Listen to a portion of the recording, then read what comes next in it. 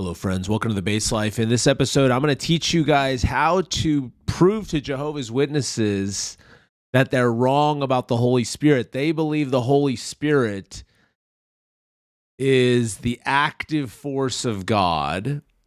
They do not believe the Holy Spirit is a person. The Holy Spirit is not a person, according to Jehovah's Witnesses. Their reasons are stupid. We're not even going to get into them.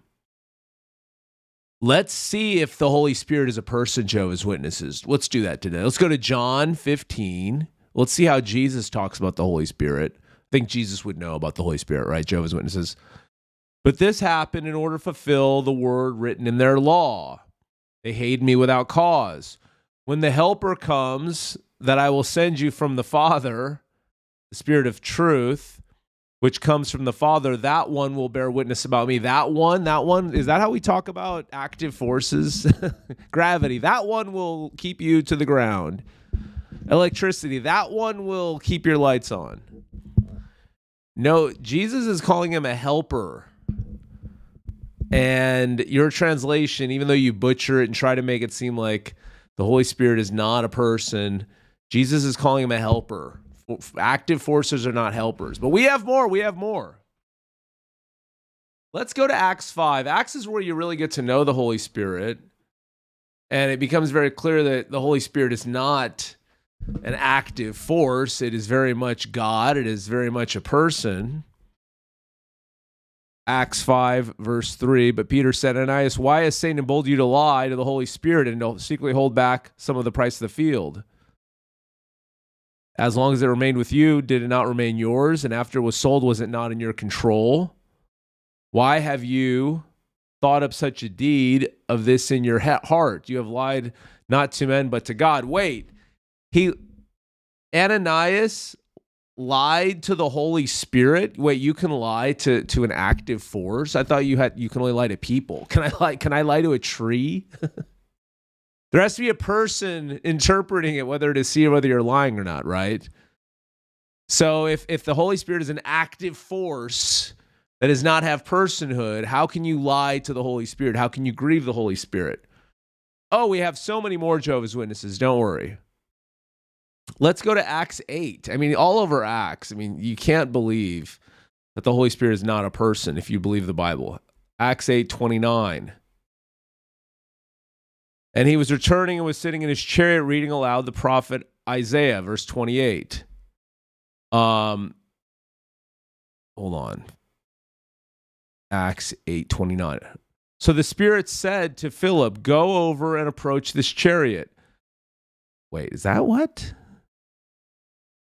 Oh, okay, sorry, I totally missed it.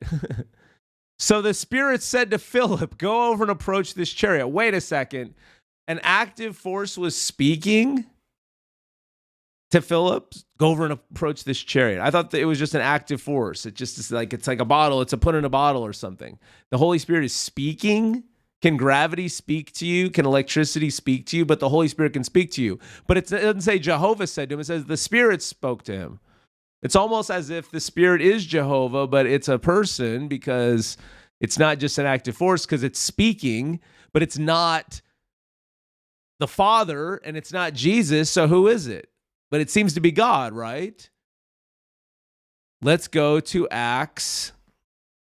Let's go to Acts 15 real quick.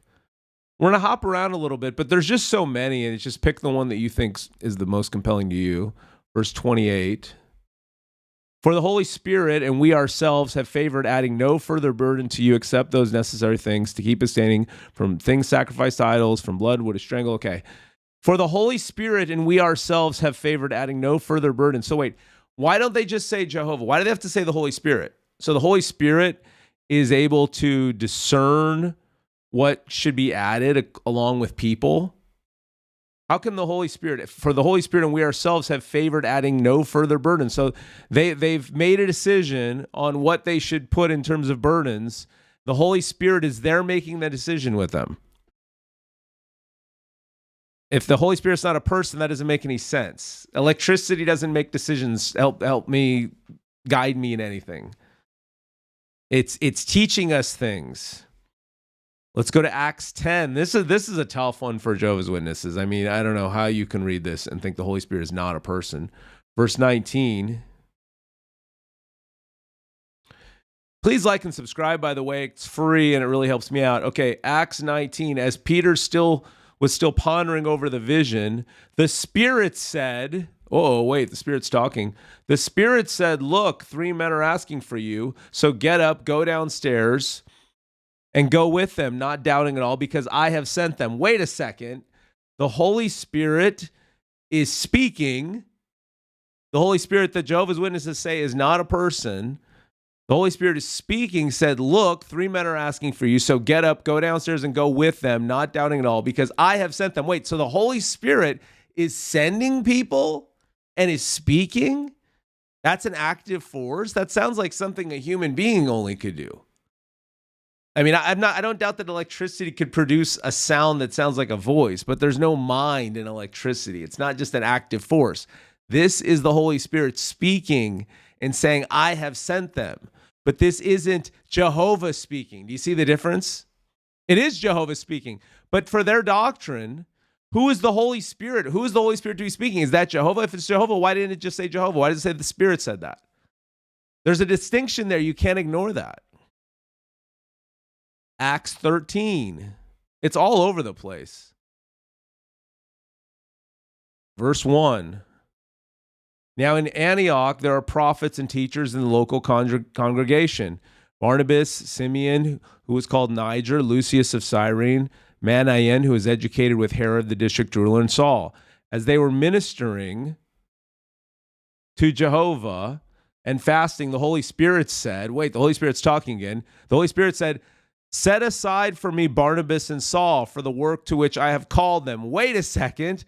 The Holy Spirit is saying, set aside for me Barnabas and Saul for the work to which I have called them. So the Holy Spirit is calling people to do things. He's saying, set aside Barnabas and Saul for him.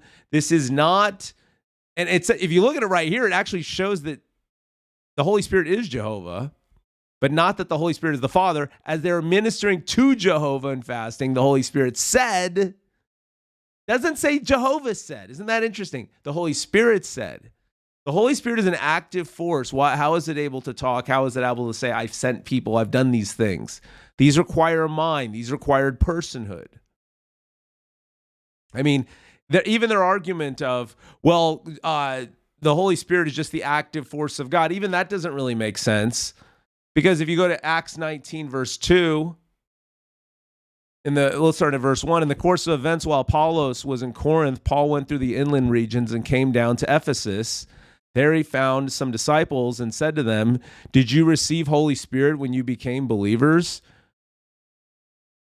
They replied to him, why? We have never heard that there is a Holy Spirit. Wait, so they never knew, I didn't have it on the screen, they never knew that God had a force? No, they didn't know. They did know God has a force. Everyone knows that God has a force. Everyone knows this. What did they not know? They didn't know the personhood of the Holy Spirit. They didn't know about that. They thought it was just baptism by water.